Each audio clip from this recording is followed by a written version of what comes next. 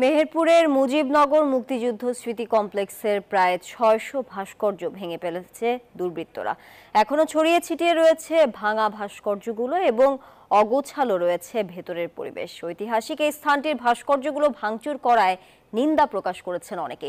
দ্রুত ভাস্কর্যগুলো মেরামত করা হবে এমন প্রত্যাশা তাদের। ডালিম সানোয়ারের পাঠানো তথ্য ছবিতে ডেস্ক রিপোর্ট। শেখ হাসিনা সরকারের পতনের খবর ছড়িয়ে পড়লে শতাধিক দুর্বৃত্ত হানা দেয় মেহেরপুর মুজিবনগর স্মৃতি কমপ্লেক্সে।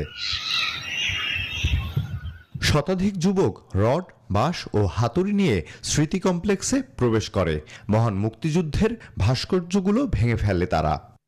তো গত 5ই আগস্টের পরে যে দুর্বৃত্তকারীরা এই যে ভাস্কর্য ভাঙচুর করছে এবং আমাদের স্বাধীনতার ইতিহাসকে মুছে দিতে চাইছে, এটা দুর্বৃত্তায়নের বহিঃপ্রকাশ ঘটেছে। 100 গ্রাম রাঁধুনি হলুদ বা মরিচের গুঁড়ার সাথে 2টি এবং